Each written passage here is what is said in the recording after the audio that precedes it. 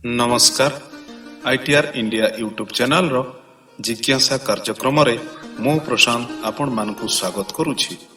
जिज्ञासा एक साप्ताहिक कार्यक्रम अर्थात यह प्रत्येक रविवार दिन प्रसारित हेबो।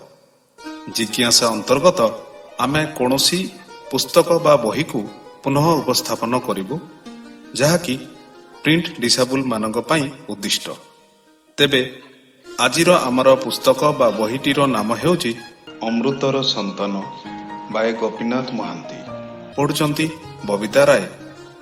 जदि आपण आम चैनल टी सब्सक्राइब करि नाहंती तेबे सब्सक्राइब करि दियंतु एवं लाइक करंतु एवं शेयर करंतु। धन्यवाद।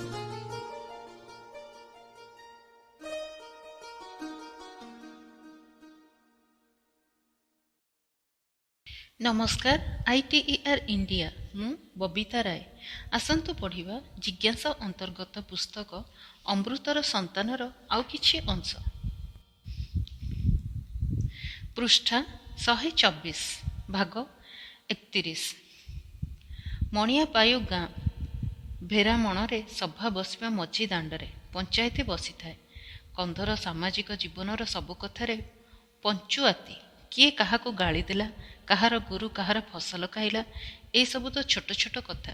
व्याभिचारर शास्ति, चोरकु दंड, अन्याय विषय मतामत, तापरे गोष्ठीर कथा। केउठी बणमरा हेबो, केउठी घर तोला हेबो, केउ गाँ सांगरे अथवा केउ दल सहित बंधुता शत्रुता हेबो। आजिर पंचायतर टिके विशेषत्व थिला। ए गाँ बुढ़ा बाली कंधर पुओ सुग्रीकंध घरर दुरवस्था बढ़िबारु जाई पर गाँरे भोगिला जगन्नाथ सुंडी घरे गोती रहिला। गोती बोलते किणा चाकर 10टी टंका करज आनिथिला। सेतिपे आउ दरहमा न होई 2 वर्ष खटिबाकू पड़िबो। दिन राति बंधा केवल मासको एक पुटी मांडिया, शीत दिने वर्षकू खंडे टंकिकिया कंबल। सुग्रीकंध साहुकारर छेली जगे। साहुकार घर पाखे छेली कुड़िया। सेई दिन रातिरे साहुकार अपना घर को चली जाइथाए। फेरी आसी सुग्रीकंध देखिला जे गोटाए कलरा पतरिया बाघ छेली कुड़िया रे पशि सबुजाक छेली को मारी सारिछि। केवल भोजी खाइबा बाकी। सुग्रीकंध टांगिया उंचे धाई गला। बाघ पळेइला। साहुकार खबर पाई आसी सुग्रीकंध उपरे छेलीर दाम भिड़ी नेला। अधिकांश थिले छेली छुआ, किंतु साहुकार कहिला जे सेमाने सबु दिने बड़ होइथांते, तेणु छेली छुआर दाम कसीदेला बड़ छेली बोली। कहिला तू घर को खाइबाकू जाई नथिले मोर छेली मरी नथांते, तेणु तांकर दाम देबाकू बाध्य। सुग्रीकंधर टंका नाही, तेणु साहुकार ठिकणा करिदेला जे ए वर्ष पूर्व शर्तरे से काम करिवो। बाकी रहिबो करजकू 5 टंका और छेलीर दाम 55 टंका। सेथि जोगु से केवल मासकू खाइबा मानिया पुटिए मांडिया नहीं सुग्रीकंध 15 वर्ष खटिबो, टंका पाइबो नाही। 5 टंका हिसाब रे कल्पित 60 टंका 12 वर्ष रे छाड़ी थांदा, किंतु भोगिला जगन्नाथ बुझाई देला जे एसबु छेली छुआ बड़ होइतिले से एमानकु बिकी थांता और बिक्री टंका को करज लगे से टंकार 3 गुणा करि थांता। 15 वर्ष परिवर्ते 20 वर्ष करिबा उचित थिला, किंतु दयाकरी 5टा वर्ष साहुकार कटेई देइछि। एही सबु शर्तरे 15 वर्ष किणा नौकरीगिरी सुग्रीकंधठू भोगिला जगन्नाथ अणाकिए टिकस उपरे लेखाई नेइछि। पृष्ठ 126। भविष्यत को अनेक कांदी बोबई सुग्रीकंध गाँ लोकंकर सलाह नेबाकू पंचायती डकाइछि। पंचायत बसिछि। टोका दल आ बुढ़ा दलଙ୍କ प्रतिवाद लागिथाए। बंदीकारर लोके पहुँचिले। दिउडू साउंता कहुथाए, दे मोड़ी दे, अमान्य करिदे। कौन करिबो तोर साहुकार? बाघ छेळीकू खाइला, भल कला, तू कौन बाघ को शिखेई देइथिलु? दोष जदि काहारी तेबे साहुकारर। तू न आसिबा जाई छेली गुहाल छाड़ी दे काहीं से गला। बुढ़ा दल मेढ़ी देवार विपक्षरे तांकर अग्रणी लेंजुकंध कहिला, तुमे तो बुझी पारु नाह, साहुकारर क्षतिपूरण पाइब से केमिति? बाघठू पाइब काहींकि? बाघ कौन गोती रहितिला ना सुग्री गोती रहितिला? गोतीर काम छेली जगिबा, बाघर काम छेली को मारिबा। बाघ तार काम ठीक कला, गोती तार काम कला नहीं, से गणिब। भारी साहुकारर पट नहीं कथा कहूचु दादी। बुढ़ा लोकर बिचरा कौन एपरी ना बुढ़ा होईगले ଲୋକର ମିଞ୍ଜାସ୍ ଖରାପ ହୋଇଯାଏ। ବାଘ ଖାଇଲା ଛେଳି। ବିଚରା ସୁଗ୍ରୀ କ'ଣ କଲା? ସାହୁକାରକୁ କହି ଗଣ୍ଡିଏ ଖାଇବାକୁ ଯାଇଥିଲା। ଇଏ କ'ଣ ଗୋଟେ ଦୋଷରେ ଲେଖା ଯେ ତା ଉପରେ ଦୋଷ ଲଦି ଦେଉଛୁ? ନାହିଁ ନାହିଁ, ଟୋକା ଲୋକର ବିଚାରିବା ମୁଣ୍ଡ ଭାରି ଠିକ୍। ସାଉଁତା ହୋଇଛୁ ନା ସେଥିପାଇଁ ତୋର ଭାରି ବୁଦ୍ଧି ହୋଇଯାଇଛି ପରା। ଆଉ ଆମେ ବୁଢ଼ାଗୁଡ଼ାକ ସମସ୍ତେ ଓଲୁ। ହଉ ସୁଗ୍ରୀବ କନ୍ଧର କିଛି ଦୋଷ ଥାଉ ବା ନ ଥାଉ, ସାହୁକାର ତାଠୁ ଲେଖେଇ ନେଇଛି, ଏବେ କ'ଣ କରିବୁ କର। କ'ଣ କରିବି? ତାର ଲେଖା ତାଠି ଥାଉ। ତାର ଲେଖାକୁ ନେଇ ସେ ଯାଉ ତାର ବାପ ପାଖକୁ। ମୋର ସେଥିରେ କି ଯାଏ? ମୁଁ ଗୋତି ଖଟିବି ନାହିଁ। ସେ କ'ଣ କରିବ କରୁ। ଏମିତି ଦୁର୍ବୁଦ୍ଧି ଦେଇ ଗାଁ ଯାକ ଲୋକଙ୍କୁ ତୁ ଉସୁକେଇବୁରେ ପିଲା ଲୋକର ବୁଦ୍ଧି। ଛି ଥୁ। ଲେଞ୍ଜୁ କନ୍ଧ ଛେପ ପକେଇଦେଲା। ପୃଷ୍ଠା 126। ବଡ଼ ଲୋକଙ୍କ ସାଙ୍ଗରେ ସାମାନ୍ୟ କଥାରେ ତୁ ବିରୋଧ ଲାଗିବୁ। ଜଣକ ପାଇଁ ସମସ୍ତେ ମରିବେ ନା କ'ଣ କହୁଛୁ? ପାଣ୍ଡ୍ରୁଜାନି ସତ କି ନାହିଁ? ସାହୁକାର ପଟରେ ସବୁ ବଡ଼ ଲୋକମାନେ। କାହାକୁ ସେ ପଇସା ଦେଇଛି, କାହାକୁ ସରୁ ଚାଉଳ, ପରିବା, ଗୁଡ଼, କମଳା ଲେମ୍ବୁ, କାନ୍ଦୁଲ, ଡାଲି। ଦରକାର ପଡ଼ିଲେ ପଣେ ମାଇକିନିଆ ସେ ଯୋଗେଇ ଦେବ। ଯେତେ ବଡ଼ ବଡ଼ ଲୋକ ଆସିଲେ ତାରି ଘରେ ବସା, ତା ସାଙ୍ଗରେ ବାଦି। ଆମେ ବଞ୍ଚିପାରିବା? ତାର ସବୁ ଅଛି, ଆମର କେହି ନାହିଁ। ଅତି କରୁଣ ଭାବରେ ଲେଞ୍ଜୁକନ୍ଧ ମୁଣ୍ଡ ହଲେଇଲା। ତାର ଓଜସ୍ୱିନୀ ବକ୍ତୃତା, ତାର ଠାଣିରେ ସବୁ ବୁଢ଼ା ଲୋକମାନେ ମୁଗ୍ଧ ହୋଇଯାଇ ମୁଣ୍ଡ ହଲେଇ କହିଲେ, ସତ୍ ସତ୍। ପାଣ୍ଡ୍ରୁଜାନି କହିଲା, ସବୁ ଯୋଗର କଥା ପିଲାମାନେ, ସବୁ ଯୋଗର କଥା। ତୁମେ ବୃଥା ବାଡ଼େଇ ପିଟି ହେଉଛ। ହେଇ ଉପରେ ଆକାଶ ହାତ ଟେକି ହେଇ ଉପରେ ଗ୍ରହ ନକ୍ଷତ୍ର ବୁଲୁଛନ୍ତି। ତାଙ୍କର ଭେଟାଭେଟି ବିଦାବିଦିରେ ତୁମର ଆମର ଭାଗ୍ୟ ନିଷ୍ପତ୍ତି ହେଉଛି। ଏସବୁ ପୁରୁଣା କଥା। ସାହୁକାରର ଜନ୍ମ ମାଡ଼କି ଯୁଗରେ। ତେଣୁ ସେ ପଟକାର, ଜାଲିଆ, ଠକୁଆ, ମିଛୁଆ। ତା ପାଖରେ ଅପହଞ୍ଚିଲା ଆମର ସୁଗ୍ରୀ ଠିକ୍ ସଅଦା ଯୋଗରେ। ସେ ଯୋଗରେ ଲୋକ ହୀନସ୍ତା ହୁଅନ୍ତି। ଛେଳି ଛୁଆଙ୍କ ଜନ୍ମ ମାଗା ଯୋଗରେ, ନହେଲେ ତାକୁ ବାଘ ଖାଆନ୍ତା ନାହିଁ। ସମସ୍ତେ ଏକାଠି ହେଲେ। ଜଣେ ପଟକାର, ଜଣକୁ ବାଘ ଖାଇବ, ଜଣେ ହୀନସ୍ତା ହେବ। ଟ୍ୟାମ୍ ଲେଖା ହେଲା, କଥା ଦିଆହେଲା। ଏବେ ଫିଟିବ କେମିତି? ଏହି ତର୍କ ଭିତରେ ବନ୍ଦିକାର ଲୋକେ ପଶିଗଲେ। ତର୍କରେ ଯୋଗ ଦେଲେ। ଟିକିଏ ରହେ। ଲୋକେ ହୋ ହୋ ହୋଇ ବିଚାର କରନ୍ତି। ତାପରେ ଜଣେ କହେ, ବାଦ ବିବାଦ ଲାଗେ। ଦିଉଡୁ କହିଲା, ନ୍ୟାୟର କଥା ନ କହି ଖାଲି ଡର ଭୟ ପାଗ ଯୁଗର କଥା କହୁଥିବ ତୁମେ ବୁଢ଼ା ଲୋକେ। ଜଣକୁ ମାହାଳିଆଟାରେ ସାହୁକାର ହରବର କରୁଛି, ସେ ତୁମ ପାଖେ ଫେରାଦ ହୋଇଛି। ବଡ଼ ଲୋକେ ସାଙ୍ଗେ ବାଦି ଲାଗିଲେ ତୁମର ଚମ ଆଞ୍ଚୁଡ଼ି ହୋଇଯିବ ବୋଲି ତୁମେ ଡରେଇ ଦେଇ ଫନ୍ଦି କଥା କହୁଛ। ତୁମେ ପରା କନ୍ଧ ବୋଲାଉଛ। ଲଜ୍ଜା ସରମ ନାହିଁ? ଏମିତି ଡରି ଡରି କଥା କହୁଛ ତୁମେ। ବଡ଼ ଲୋକ ପିଟୁଥିବ, ତୁମ ଗୋଇଠା ମାଡ଼ ଖାଇ କହୁଥିବ, ଚିତମ ଚିତମ, ଯେ ଆଜ୍ଞା। ତଳ ଦେଶର ଲୋକ ପରି କୋଉ କନ୍ଧ ଗାଁ ତୁମେ। ଡରୁଆ ବୁଢ଼ା ଲୋକ ପ୍ରାଣକୁ ଏତେ ଭୟ ଯଦି ପଞ୍ଚାୟତି ବସ କେଉଁ ମୁହଁରେ? ଭାରି ଗୋଳମାଳ ଲାଗିଥାନ୍ତା। ବନ୍ଦିକାରର ବୁଢ଼ା ଶାଳ୍ପୁ କନ୍ଧ ଗମ୍ଭୀର ହୋଇ କହିଲା। ପୃଷ୍ଠା 127। ଆଉ କୋଉ ଗାଁର କନ୍ଧ ତୁମେ ଟୋକା ସାଉଁତା ଯେ ମେଡ଼ି ଦେବାକୁ ବତେଇ ଦେଉଛ? କନ୍ଧ ମରିବାକୁ ଡରେ ନାହିଁ, ଅସତକୁ ଡରେ। ତୁମର ସୁଗ୍ରୀ କଥା ଦେଇଛି, ରାଜି ହୋଇଯାଇଛି। କୋଉ ଅକଲରେ ତୁମେ ବିଧାନ ଦେଉଛ ସବୁ କଥା ଭୁରୁଡ଼େଇ ଦେବାକୁ? କନ୍ଧ କେବେ କଥା ଦେଇ କଥା ଭାଙ୍ଗେନା। ଯଦି ସାହୁକାର ଅନ୍ୟାୟ କରିଛି, ଶାସ୍ତି ଦେବ ସେ। ଉପରକୁ ହାତ ଟେକି। ତୁମର ଅଧିକାର ନାହିଁ। ନିଜ କଥାରେ ନିଜେ ତୁମେ ବନ୍ଧା ପଡ଼ିଛ। ସମସ୍ତେ ତୁନି ପଡ଼ିଗଲେ। ହାରଗୁଣା ଟିକିଏ ଭାବିଚିନ୍ତି କହିଲା, ଶତ୍ରୁକୁ ନିକାଶ କରିବାକୁ କ'ଣ କିଛି ଯୋଗ ନାହିଁ ଜାନି? ଅଛି, କାହିଁକି ନାହିଁ? ଆମେ କ'ଣ ଯୁଦ୍ଧ କରୁନଥିଲେ ନା ଶତ୍ରୁକୁ ନିପାତ କରୁନଥିଲେ? ପାଣ୍ଡ୍ରୁଜାନିର ଆଖି ଉଜ୍ଜଳ ହୋଇଗଲା। ଶୂନ୍ୟକୁ ଦୃଷ୍ଟି ରଖି ସେ କହିଲା, ଏଇ ହଲିର କଥା। କେତେ ହଣାକାଟା, କେତେ ଯୁଦ୍ଧ। ମେରିଆ ପୂଜା ଦେଉଁ ରୋହିଣୀ ଯୋଗରେ, ଆସ୍ଥା ଉତ୍ରାର ଶୁଭ ଯୋଗରେ ଘରୁ ଗୋଡ଼ କାଢ଼ୁ, ଯୁଦ୍ଧ ଆମ୍ବର କରୁ ଜେଟି ଯୋଗରେ, ଶତ୍ରୁକୁ ନିପାତ କରୁ ପୁରୁଷାଁ ଯୋଗରେ। ତାହାହେଲେ ସେଇଆ ହେବ ଜାନି। ସାହୁକାର ଆମର ଶତ୍ରୁ, ପୁରୁଷାଁ ଯୋଗ ଆମର ଦରକାର। ଆମେ କମେଇବୁ, ସେ ଖାଇବ।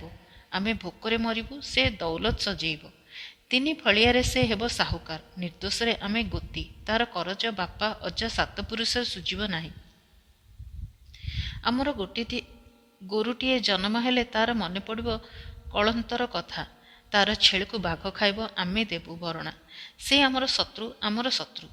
ଦିଅ ପୁରୁଷ ଯୋଗ ଟୁଣୁ ହାୟ ମୁଁ। ଟୋକାମାନେ ଝଙ୍କାର ଦେଇ ଗର୍ଜି ଉଠିଲେ, ଟୁଣୁ ହାୟ ମୁଁ। ତାପରେ ବୁଢ଼ାମାନଙ୍କର ତିରସ୍କାର। ଛି ଛି, କଣ ହେଉଛ ତୁମେ ପିଲାଏ? ଏମିତି ତତଲା ମୁଣ୍ଡରେ କୁରାଢ଼ି ମାରିବା ଆପଣା ଗୋଡ଼ରେ? ବାପ ଅଜାଙ୍କର ନାଁ ବୁଡ଼େଇବ? ପୁଲିସ ଅଛି, ମାଜିଷ୍ଟ୍ରେଟ ଅଛି, କଏଦୀଖାନା ଅଛି, ଫାଶୀ ଅଛି। ତୁଚ୍ଛାଟାରେ ପିଣ୍ଡାରେ ଠିଆ ହୋଇ ଟୁଣୁ ହାୟ ମୁଁ। ବୁଦ୍ଧି ଅଛି ନା ଖାଲି ମଦ? ପଞ୍ଚାୟତ ଭାଙ୍ଗିଗଲା। ବାଲି ଆଉ ସୁଗ୍ରୀ ନିରାଶ ହୋଇ ଫେରିଗଲେ। ତାପରେ ଅତିଥି ସତ୍କାର, ମଦ ଟୁଙ୍ଗିଆ ଧୂଆଁପତ୍ର ମିଠା କଥା। ଏତେ ଦିନକେ କଣ ଧାଙ୍ଗଡ଼ି ଖୋଜି ଆସିଛୁ ସାଉନ୍ତା? ସେ ଦୁଃଖର କଥା କାହିଁକି କହୁଛ? ସୁରଭୁ ସାଉନ୍ତା ମରିଗଲା। ପୃଷ୍ଠା 128 ଭାଗ 32। ଏଇ ହାରଗୁଣା ପୁବୁଲି ଦେଖିଲା, ଏ କୁଆଡ଼େ ତାର ବର। ମନକୁ ମନ କେତେ କଳ୍ପନା କରିଥିଲା ସେ। ଆଖିରେ ପୁଣି ଦେଖିବାରୁ ଛାତିଟା ଥରି ଉଠିଲା। ଲାଜ ମାଡ଼ୁଥାଏ, କାଳେ ସତେ ତାରି ପାଇଁ ହାରଗୁଣା ଆସିଥିବ। ନହେଲେ କାହିଁ ଏତେ ଲୋକ ଜନ ଧରି ଭାର କଉଡ଼ି ବୋହି। ଘରୁ ପୁୟୁ ଡାକ ପକେଇଲା, କୁଆଡ଼େ ଆଜି ଦିନଯାକ ବୁଲି ଲାଗିଛୁ ତୁ ଟୋକୀ? ମୁଣ୍ଡ ଫୁରଫୁର, ଦେହଯାକ ଧୂଳି, ଆ ମୁଣ୍ଡ ବାନ୍ଧି ଦେଏଁ। ଆଉ ତୁ ବା କୋଉ ଶୋଭାକାର ହୋଇଛୁ ତୁ ଯେ ପୁୟୁ ମତେ ବାଛୁଛୁ? ହଉ ଆ। ପୁୟୁ ହସି ହସି ଡାକିଲା, ମୋର ବୟସ ଆଉ ଆସୁଛି ବେଶ ହବାକୁ। ମତେ ପଛେ ବରମାନେ ପସନ୍ଦ ନ କରନ୍ତୁ, ତୁ ଆ, ଖାଇନୁ କିଛି। ପୁବୁଲିକୁ ହସ ମାଡ଼ୁ ନଥାଏ। ଅଚିହ୍ନା ଲୋକଗୁଡ଼ାଙ୍କୁ ଦେଖି ତାଙ୍କ ଉଦ୍ଦେଶ୍ୟ ଠଉରେଇ କେମିତି ଘଡ଼ବଡ଼େଇ ଯାଇଥାଏ ସେ। ଡର ମାଡ଼ୁଥାଏ। ସେଇ ସନ୍ଧି ମୁହୂର୍ତ୍ତରେ ଯେତେବେଳେ ସେ ଭାବୁଥାଏ ଗୋଟାଏ ନିଷ୍ପତ୍ତି ତାର ଦରକାର, ମନ ଶଙ୍କିଯାଇ ପଛେଇ ହେଉଥାଏ। ସେ ଯେ ପ୍ରସ୍ତୁତ ନୁହେଁ। ସେ ଆହୁରି ଦେଖିବ, ସେ ଆହୁରି ଭାବିବ, ସମୟ ଦରକାର। କିଏ ଗୋଟାଏ ତୁରୀ ଫୁଙ୍କିଛି। ହାକିନା ଅନେଇ ଥାଏ। ହାକିନା ଛନଛନିଆ ବନି ଆସୁଛି। ହାକିନାର ଆଖିରେ ବୁଦ୍ଧିର ଆଲୁଅ। ପୁବୁଲି ହାକିନାକୁ କାଖେଇ ପକେଇ ଗେଲ କଲା। ଶୀତଳ ଲାଗିଲା, ଯେପରିକି ଦୋହଲାଉଥିବା ତୋଫାନ ଭିତରେ ଏଇ ପିଲା ଚାଖଣ୍ଡକ ତାର ଆଶ୍ରୟ। ପୁୟୁ ହସୁଥାଏ। ପୁୟୁ କଣ ଗୋଟାଏ କହିବ ବୋଲି ଆଶଙ୍କା କରି ପୁବୁଲି ଥରୁଥାଏ। କହିଲା, ଯାଉଛି ମୁଁ ପିଲାକୁ ନେଇ ବୁଲେଇ ଆଣେ। ହଉ ଯା, ପୁୟୁ କହିଲା। ଭଲ ବୁଦ୍ଧି ନୁହେଁ ନା? ପିଲାଟାକୁ କାଖେଇ ପଦାକୁ ବାହାରିଲେ ଯଦି କିଏ କହିବ ଏଇଟା ତୋରି ଛୁଆ ବୋଲି, କୋଉ ବରଟା ଦୌଡ଼ି ଆସିବ ତୋ ପାଖକୁ କହିଲୁ? ସେମିତି ନାହିଁ। ପିଲାଟାକୁ ମତେ ଦେ। ସଫାସୁତୁରା ସଜବାଜ ହେଇ ପଦାକୁ ବାହାର। ହାରଗୁଣା ଆସିଛି, ବନ୍ଦିକାରିଆ ଆସିଛନ୍ତି। ପୃଷ୍ଠା 129। ସେମିତି ହଁ ନା? ପୁୟୁ ଭାରି ହସିଲା, ହାତ ବଢ଼େଇ ଦେଲା। ହାକିନା ଡେଇଁ ପଡ଼ି ମା ଛାତିରେ ଜାକି ହେଲା। ପୁବୁଲି ଦୌଡ଼ି ଦୌଡ଼ି ପଳେଇଗଲା। ପୁୟୁ ଡାକ ଛାଡ଼ିଦେ। ଏମିତି ଅଥୟ ହୋଇ ପଳେଇଲୁ ଲୋ? ଏତେ ତରତର? ଫୁଲ ପିନ୍ଧିଲୁ ନାହିଁ, ମାଳି ପିନ୍ଧିଲୁ ନାହିଁ? ପୁବୁଲିକୁ ଲାଜ ମାଡ଼ୁଥାଏ। ବହୁ ଦିନ ପରେ ଆଜି ତାକୁ ଲାଜ ମାଡ଼ୁଛି। ନିଷ୍ପତ୍ତି ଶେଷ ହେଲେ ବଣୁଆ ଝିଅ ଲାଜ କରେ ନାହିଁ, ଉପରେ ପଡ଼ି ମାଡ଼ିଯାଏ। ବାପଘରର ସବୁ ସ୍ନେହର ଡୋରି କାଟିଦେଇ ପରର ହାତ ଧରି ଚାଲିଯାଏ ବଣେ ବଣେ। କିନ୍ତୁ ଏଠି ତାର ନିଷ୍ପତ୍ତି ସରିନାହିଁ। ଅଦିନିଆ ଆସିଛି ହାରଗୁଣା। ଯେଉଁ ଟୁପ୍ଟାପ୍ ପିଲାଦିନଠୁ ଲାଗି ରହିଥିଲା ତାରି ଅନିମନ୍ତ୍ରିତ ପ୍ରତିମୂର୍ତ୍ତି। ସଞ୍ଜ ବୁଡ଼ୁଥାଏ, ଗୋରୁ ବାହୁଡ଼ୁଥାନ୍ତି। ପୁବୁଲି ତରତର ହୋଇ ଗାଁ ବାହାରକୁ ଚାଲିଛି। ବାଟେ ବାଟେ ଯାହା ସଙ୍ଗେ ଦେଖା ଖାଲି ସମସ୍ତେ ରା ଧରିଛନ୍ତି ସେହି ଗୋଟିଏ କଥା, ହାରଗୁଣା ଆସିଛି। କୁଆଡ଼େ ଯାଉଛୁ? ହାରଗୁଣା ଆସିଛି। ମାଳର ସୂର୍ଯ୍ୟାସ୍ତ। ବଣର ଢେଉ ଉପରେ ସୁନେଲି ରଙ୍ଗଣୀ ଝରଝର ଗୁଣ୍ଡା। ଚଇତର ପବନ। କଅଁଳି ପତ୍ରରେ ସଜାସଜି ଅଧାନିଦୁଆ ଗଛ। ସବୁ ମଳିନ ପଡ଼ି ଯାଉଛି। ସବୁଠି ସେଇ ଗୋଟିଏ କଥା, ହାରଗୁଣା ଆସିଛି। ପୁଲମେ ଭେଟିଲା। ଆଜି ଏକୁଟିଆ ଯେ? ହଁ, ମୁଁ ବୁଝିଲି। ଯା ସିଆଡ଼େ ଯାଇଛି। ହାରଗୁଣା ଆସିଛି। ଗାଁ ବାହାରେ ଯୋଡ଼ି ଗଛମୂଳେ ପଥର ଉପରେ ଗୋଡ଼ ବିଛେଇ ଦେଇ ପୁବୁଲି ବସି ପଡ଼ିଲା। ଆଉ ଭାବିଲା, କାହିଁକି ଲୋକେ ତାର ସ୍ୱାଧୀନତା ତକ ନେଇ ଯିବାକୁ ଏତେ ଖୋଜୁଛନ୍ତି? ହାରଗୁଣା ଆସିଛି, ଆସୁ। କଣ ତାର ସେ? ବିନା କାରଣରେ ପୁବୁଲିକୁ କାନ୍ଦ ମାଡ଼ିଲା। ପୁବୁଲି କାନ୍ଦିଲା। ମନଟା ଟିକିଏ ହାଲକା ଲାଗିଲା। ବାରମ୍ବାର ସେହି କଥା ସେ ଭାବିଲା। ବାପ ଗଲା, ସୁରୁବୁ ସାଉଁତା ଗଲା, ହାକିନା କୁଆଡ଼େ ତାର ଡୁମା। ଆତ୍ମାର ପୁନର୍ଜନ୍ମ। ହାକିନା ବି ପଛରେ ରହିଯାଇ ପୁୟୁ ରହିଯିବ। ପୁଣି କେଉଁ ଅଜଣା ବଣ ଦେଶରେ ତାର ଆପଣାର ସଂସାର ଲାଗିବ। ତାକୁ ଯିବାକୁ ପଡ଼ିବ। ହାରଗୁଣା ହଁ କି ନାହିଁ ଭିତରେ ମିଛିମିଛିକା ଲୁଚୁକାଳି ଲାଗୁ ଲାଗୁ ଆଜି ସତରେ ସତରେ ହାରଗୁଣା ଆସିଛି। ପିଲାଦିନେ ବୁଢ଼ାମାନେ କଥା କରିଥିଲେ ହାରଗୁଣା ତାର ଦାବିର କଥା କାଢ଼ିବ। ହାରଗୁଣାକୁ ଭାବୁ ଭାବୁ ବେଣୁକନ୍ଧ ମନେ ପଡ଼ିଲା। ହାରଗୁଣା ସାନ ହୋଇଗଲା, ବେଣୁ ବଡ଼ ହୋଇଗଲା। ଆସନ୍ତା ଅନ୍ଧାର ପରି। ପୃଷ୍ଠା 130। ଅନ୍ଧାର ପଡ଼ିଲା। ସେଠି ଜକଜକ ତାରା। ସେହି ଜକଜକ ସତେ କି ତାର ମନ ଭିତରର ଅତି ବିଚଳିତ ଚିନ୍ତାର ବିନ୍ଦୁ। ଅନ୍ଧାର ଘୋଟିଗଲା। ସେଠି ହାରଗୁଣାର ସ୍ଥାନ ନାହିଁ। ବେଣୁକନ୍ଧ ନିଶ୍ଚୟ ଆସିବ। ସେ ଅପେକ୍ଷା କରି ରହିଛି। ପବନ ଦେଲା। ପୁବୁଲିକୁ ଅସ୍ୱସ୍ତି ଲାଗିଲା। ଆସୁ ଆସୁ ହାରଗୁଣାର ପାଟି ଶୁଭିଲା। ଗାଁ ଦାଣ୍ଡରେ ପିକା ଜୁକୁଜୁକୁ ହୋଇ କଥା ଶୁଭୁଛି। ପୁବୁଲିକୁ ଲାଜ ମାଡ଼ିଲା ନାହିଁ। ସବୁ ଲାଜ ସେ ଗାଁ ବାହାରେ ଫୋପାଡ଼ି ଦେଇ ଆସିଛି। ହାରଗୁଣାର କଥାରେ ମନ ତାର ପୁଣି ଚେଇଁ ଉଠିଲା। କିନ୍ତୁ ଏଥର ମୋହ ନାହିଁ। ସେ ଚେଇଁଛି। କ'ଣ କହୁଛ? ଗୋରୁଗୁଡ଼ାକ ମରିଯାଇଛନ୍ତି? ଆହା, ବଡ଼ ଦୁଃଖର କଥା। ତୁନି ଘରକୁ ଫେରିଲା। ଭିତରେ ପୁୟୁ ଚୁଲି ଲଗେଇଛି। ବାହାରେ ଅନ୍ଧାର। ଡାକିଲା, ପୁୟୁ କିଲୋ ଭାରି ତୁନି ଆସୁଛୁ ଯେ, ଦେଖା ମିଳିଲା? ପୁବୁଲି ଘର ଭିତରକୁ ପଶିଲା। ଭାଗ 23। ପର ଗାଁର ଲୋକେ ଆସିଛନ୍ତି। ରାତିରେ ପୁଣି ଗାଁରେ ମଉଛବ। ମଣିକିଆ ବଂଶର ଦିଉଡୁ ସାଉଁତା ମଦ ମାଂସ ଧୁଙ୍ଗିଆ ସବୁ ଖଞ୍ଜା କରିଦେଲା। ଯେପରି ସେମାନେ କେହି ଅପବାଦ ନ ରଟେଇବେ ଯେ ତାକୁ ଅତିଥି ସଂସ୍କାର ଜଣା ନାହିଁ ବୋଲି। ଅତିଥିକୁ ଆଦର କରିବା ଗୁଣରେ କନ୍ଧ ସମସ୍ତଙ୍କୁ ଟପିଯାଏ। ଖିଆପିଆ ବୁଝିବା, ବୋଲହାକ କରିବା, ଲୋକ ଯୋଗେଇବା, ରାତିରେ ନିଆଁ ଜାଳି ଜଗି ରହି ଶୋଇବା, ନାଟ ଦେଖାଇବା, ମନ ଖୋଲି ମୌଜ ମଜଲିସ୍ କରାଇବା, ଏସବୁ ତ ସାଧାରଣ ଭଦ୍ରତା। ସେ କେବଳ ଖୋଜେ ଅତିଥି ସୁଧାର ମଣିଷ ହୋଇଥିବ। କନ୍ଧର ଜିନିଷକୁ, କନ୍ଧର ସ୍ତ୍ରୀକୁ ପକେଇବ ନାହିଁ। କାହାରିକୁ ଅପମାନ କରିବ ନାହିଁ, କଷ୍ଟ ଦେବ ନାହିଁ। କେବଳ ଏତିକି। ମଦୁଆ ଚିଣ୍ଟୁ କନ୍ଧର ସ୍ତ୍ରୀ ପାଟି କରି କରି ତାର ଶୋଇଲା ବରକୁ ଉଠାଉଥାଏ। କେମିତିକିଆ ଲୋକ। ଅତିଥିର ଖବର ବୁଝା ନାହିଁ। ଖାଲି ଆପଣା ପେଟଟି, ଆପଣା ନିଦଟି। ଉଠୁଛ ନା? ପୃଷ୍ଠା 131। ବନ୍ଦିକାରିଆ ଲୋକଙ୍କୁ ଘେରି ବସିଥାନ୍ତି ଏ ଗାଁର ଯେତେ ଛୁଆ ଆଉ ବଡ଼ ମଣିଷ। ଭଦ୍ରତା, ଆଦାନ ପ୍ରଦାନ, ତୁଆଁପତ୍ର, ଦେଣନେଣ ଆଉ ରାଜ୍ୟଯାକର ଯେତେ ଲୋକକଥା, ଅଛିଣ୍ଡା କଥା। କୋଉ ଗାଁରେ ବାଘ ଧରିଲାଣି। ଏ ବର୍ଷ କୋଉଆଡ଼େ ପୋଡୁ କରୁଛ, ବଣ ମାରୁଛ। ହାଟକୁ କ'ଣ ବାହାରି କଲଣି। ଅମିନର ଡାକରା ପହଞ୍ଚିଲାଣି କି ନା ତୁମ ଗାଁରେ? ଖଜଣା ଟଙ୍କା ରଖିଛ? ଅମିନ ସାଙ୍ଗରେ ଚପରାସି କିଏ ଆସୁଛନ୍ତି ଜାଣ କି? ଚୋରି ଭୟ କେମିତି ତୁମ ଗାଁରେ? ଡମ୍ବ ଲୋକେ କ'ଣ ଆରମ୍ଭ କଲେଣି? ନାନାଦି କଥା। ବିଜୁଣୀ ବୁଢ଼ୀକୁ ଡାକିଗଲେ। ବିଜୁଣୀ କହିଲା, ସକାଳକୁ।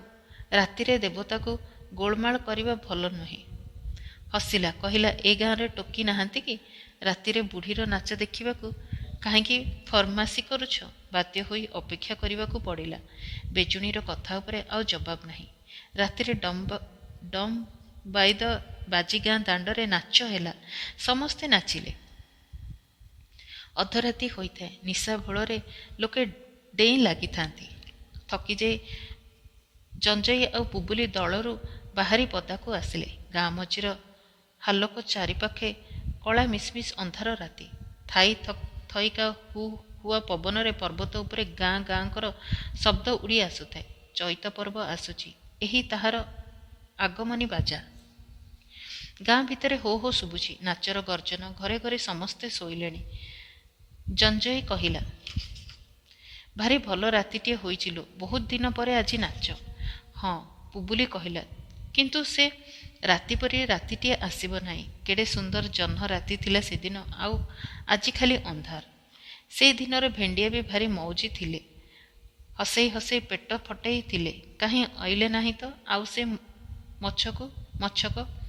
କାହିଁ କେତେ ଦୂର? ପୁବୁଲି କହିଲା, ପୁୟୁର ବାପଘର ଗାଁ ମଣ ମିଟିଂ। ଗାଁ ବଣ ମିଟିଂ ସେତେବେଳେ ଲୋଡ଼ା ଥିଲା ବୋଲି ସିନା ସବୁଦିନ କ'ଣ ସେମାନେ ଆସୁଥିବେ। ପୁବୁଲି ମନଟା ଦବିଗଲା। ଯେପରି ପ୍ରଶ୍ନଟା ତା ମନ ଭିତରର, ଆଉ ଜବାବ ମଧ୍ୟ ସେଥିରେ ଶାନ୍ତି ନାହିଁ। ପୃଷ୍ଠା 132। କହିବୁ ଗୋଟିଏ କଥା ପୁବୁଲି, ଏଇ ହାରଗୁଣା ତୋରି ପାଇଁ ତ ନିଶ୍ଚୟ ସେ ଆସିଛି। କେବେ ଯାଉଛୁ ତା ଘରକୁ? ଧାତ୍ ଧାତ୍ କ'ଣ ଭାରି ଭଲ ହବ ପୁବୁଲି। କେମିତିକା ଚଇଁ ଟୋକା ଖଣ୍ଡେ ହୋଇଛି ମନ ଜାଣୁଥିବ ଯେ। ତୁ ଖାଲି ଏଣୁ ତେଣୁ ବକୁଛୁ, ପୁଣି ନାଚିବାକୁ ତୋର ମନ ହେଉଛି। ଫେରି ଚାଲ। ଜଞ୍ଜଇ ହାରଗୁଣା କଥା ବାରମ୍ବାର ପକେଇଲା। ପୁବୁଲି ବାହାରେଇ ଦେଲା। ଲେଉଟି ଚାଲିଲେ। ଘର ଆଗରେ ଉପରକୁ ମୁହଁ କରି ଦରହ ଆଉଜା ହୋଇ ବସି ରହିଛି ପାଣ୍ଡ୍ରୁ ଦିଶାରୀ। ବସି ବସି ତାରା ଦେଖୁଛି, ପିକା ଟାଣୁଛି। ଜଞ୍ଜଇ ଡାକିଲା, ଦିଶାରୀ। ଦିଶାରୀ ଚମକି ପଡ଼ିଲା। ଅନ୍ଧାରରେ କି ଦୁଷ୍ଟାମି କରି ଯାଇଥିଲ ରେ ଟୋକିମାନେ? ଗାଁରେ ତେଣେ ଟୋକା ଲାଗିଛି। ଚୋରି କରି ଆସିଛୁ ଦିଶାରୀ? ଜଞ୍ଜଇ କହିଲା। କାହାକୁ ଚୋରି କରି ନେଇଥିଲୁ? ସେ କାହିଁ ତତେ ଚୋରି କରିବୁ ଦିଶାରୀ?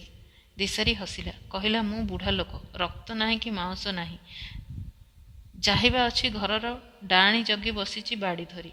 କୁଆଡ଼େ ଯାଇଥିଲ? ବଡ଼ ଖରାପ ରାତି ହେଇଛି ଦିଶାରୀ। ପୁବୁଲି କହିଲା, ବଡ଼ ଗରମ। ତୁମେ କହୁଛ ଖରାପ ରାତି, ମୁଁ କହୁଛି ଭଲ ରାତି ହେଇ। ଦେଖ ନା, ଆଦ୍ରା ଯୋଗ ପଡ଼ିଛି ବର୍ତ୍ତମାନ। ଯାହା ଖୋଜିବ ତା ପାଇବ। ସତରେ ଦିଶାରୀ? ଜଞ୍ଜଇ ଥଟ୍ଟା କଲା। ଯାହା ଖୋଜିବ ତା ମିଳିବ। ହଜିଲା ଗାଈ ଖୋଜିଲେ ମିଳିଯିବ।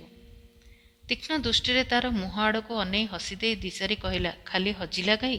ହଜିଲା ମଣିଷ ବି ଡାକିଦେଲେ ପାଖକୁ ଆସିଯିବ। ଅଛି କେହି ସେମିତି? ଡକେଇବି? ଜଞ୍ଜଇ ଅପ୍ରସ୍ତୁତ ହେଲା। ତା ବୟସର ଅନେକ ଝିଅଙ୍କର ହଜିଲା ମଣିଷ ଥାଆନ୍ତି। ଅନ୍ଧାର ରାତିରେ ଆଉଣ୍ଡି ଆଉଣ୍ଡି ଖୋଜିବାକୁ ଇଚ୍ଛା ହୁଏ। ପୁବୁଲି କହିଲା, ଆଚ୍ଛା ଦିଶାରୀ ଅଜା, ରାତି ରାତି ବାହାରେ ବସି ଏମିତି ଯେ ଉପରକୁ ତୁ ଅନେଇ ଦେଖୁଥାଉ, କ'ଣ ଦେଖୁ ଏତେ ଦିଶାରୀ ଅଜା? ପୃଷ୍ଠା 133। ଏଡ଼େ ବଡ଼ କଥାଟେ କ'ଣ ବୋଲି ତତେ ବୁଝେଇ ଦେବି ଝିଅ। ସତରେ ଏଥିରେ କିଛି ଅଛି? କିଛି ନାହିଁ। ଦେଖିଲୁ କେମିତି ସୁନ୍ଦର ଅନ୍ଧାର ରାତି। ଆଜି ଚାରିଆଡ଼େ ଅନ୍ଧାର।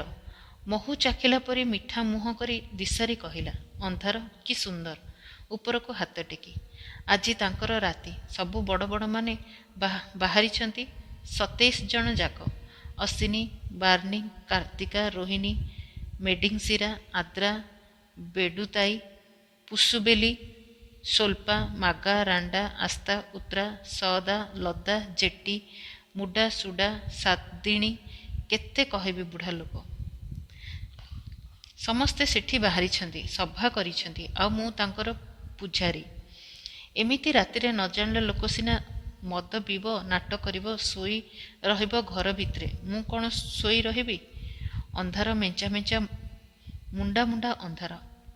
ଆଉ ଉପରେ ନିଆଁ ଆସ୍ତ୍ରା ଜାଳି ଗୋଟି ଗୋଟିକିଆ ହୋଇ ସେମାନେ ବସି ସଭା କରୁଛନ୍ତି। କେଡ଼େ ସୁନ୍ଦର। ଗପୁଡ଼ି ବୁଢ଼ା ଲୋକ ପାଖେ ବସି ରହିବାକୁ ଚିଡ଼ି ମାଡ଼େ। ତେଣେ ବାଜା ଦାଉଁ ଦାଉଁ ବାଜୁଛି। ହସ ଗୀତ ଛଳଛଳେଇ ଆସୁଛି। ବଜାର ତାଳରେ ଗୋଡ଼ ଥରିଲାଣି। ଜଞ୍ଜଇ କହିଲା, ଏତେ କଥା ଜାଣିଛୁ ଦିଶାରୀ ବୁଢ଼ା, କହିଲୁ ଆମର ପୁବୁଲିକୁ ହାରଗୁଣା ଏଥର ନେବ କି ନାହିଁ? ଦଳବଳ ସଜାଡ଼ି ଆସିଛି ଯେ। ହାରଗୁଣା? ବନ୍ଦିକାରିଆ ସାଉଁତା। ଦିଶାରୀ ବୁଢ଼ା ହୋ ହୋ ହସିଲା। ହାରଗୁଣା ଏଇ ଟୋକିକି ନେବାକୁ ଆସିଛି? ନା ପଚାରେ ତାକୁ, ହେଇ ତାକୁ ନା ତା ବେଡ୍ ତାଇ। ପଚାରେ ତାକୁ, ହେଇ ତାକୁ ତା ନା ବେଡ୍ତାଇ। ଦିଶାରୀ ବୁଢ଼ା ଆହୁରି ହସିଲା। କହିଲା, ବେଡ୍ତାଇ ଯୋଗରେ ଜନ୍ମ ହେଲେ, ବିଭା ହେଲେ ଦୁଃଖ ପଡ଼େ। ଗମ୍ଭୀର ହୋଇ କହିଲା, ବଡ଼ ଦୁଃଖୀ। ସେରେ ବଡ଼ ଦୁଃଖୀ। ପୁବୁଲି ଟୋକିକୁ ସେ ପାଇପାରିବ ନାହିଁ। ବେଡ୍ତାଇର ହୁକୁମ ନାହିଁ। ମଝି ରାତ୍ରିରେ କେଉଁ ପ୍ରେତ ଲୋକରୁ ଆସି ପହଞ୍ଚିଲା ଏ ଜବାବ। ନିର୍ମମ ନିଷ୍ଠୁର କରୁଣାର ସ୍ଥାନ ନାହିଁ। ଯାହା ମଣିଷ ଦେଖୁଛି ବୁଝୁଛି ସେସବୁ ଯେପରିକି ଫାଙ୍କା ହାୱା। ତାର ରୂପରେଖ ନାହିଁ, ସ୍ଥୂଳତା ନାହିଁ। ଖାଲି ବହି ଲାଗିଛି ଏ ମୁଣ୍ଡରୁ ସେ ମୁଣ୍ଡକୁ। ସବୁ ମିଛ ଆଉ ସତ ଏଇ ଅନ୍ଧାର। ତାରା ଆଉ ଦିଶାରୀ ବୁଢ଼ାର ପ୍ରଳାପ। ରାତ୍ରିର ଚଢ଼େଇ ଚିର୍ଚିର ବୋବେଇଲା। ଝିଅମାନେ ଚମକି ପଡ଼ିଲେ। ଅନ୍ଧାର ରାତିରେ ଦୈବବାଣୀ ବଡ଼ ଖରାପ ଶୁଭିଲା। ଦିହେଁ ଦୌଡ଼ି ଦୌଡ଼ି ଚାଲିଲେ ନାଚ ଆଡ଼କୁ। ପୃଷ୍ଠା 134। ଦିଶାରୀ ବୁଢ଼ା ଏଥର ହସିଲା। କହିଲା, ମୂର୍ଖ, ପୁଣି ଶାନ୍ତ ହୋଇ ତାରା ପଢ଼ିବାରେ ମନ ଦେଲା। ଭାଗ 34।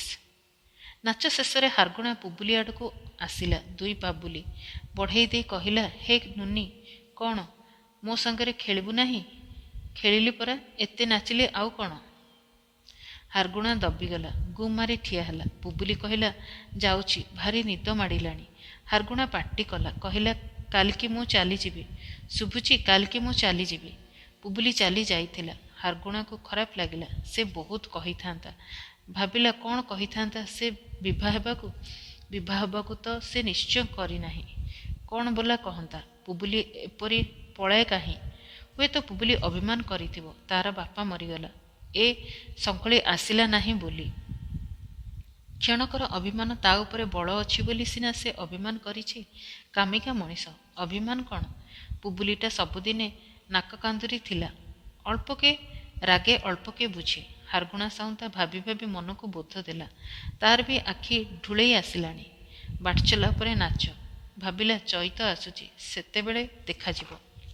ପୁବୁଲି ପହଞ୍ଚିଲା ବେଳକୁ ପୁଇ ଶୋଇ ନଥାଏ। ଆଖିରେ ତାର ନିଦ ନାହିଁ। ଅନ୍ଧାର ରାତି, ନାଚର ଶବ୍ଦ। ଘରେ ପିଲାକୁ ଧରି ସେ ଏକୁଟିଆ। ପିଲା କେତେବେଳୁ ଶୋଇଲାଣି। ତାର ଆପଣାର ଧାଙ୍ଗଡ଼ି ପଣିଆ ସବୁଯାକର ପ୍ରତିନିଧି ହୋଇ ପୁବୁଲି ପଦାକୁ ଯାଇଛି। ଯେଉଁଠି ମଣିଷ ପଣିଆ ସାର୍ଥକ ହୁଏ, ଦିଆନିଆର ମଉଛବ ହୁଏ, ଯେଉଁଠି ଅନ୍ଧାରରେ ଚିର ଯୌବନର ଫୁଲ୍ ଗୁଧାରା। ଆଜି ତାର କିଛି ନାହିଁ, କେବଳ ଅନ୍ଧାରର ଭାଗୀ ସେ। ପୁବୁଲି ଆସିଲା। କିଲୋ ଶୋଇନାହୁଁ କିଲୋ? ଭାରି ଗରମ। ହଁ। ପୁଇର ମନଟା ଆହୁରି କୁହୁଳିଲା। ଭାଗ 35। ପୃଷ୍ଠା 135।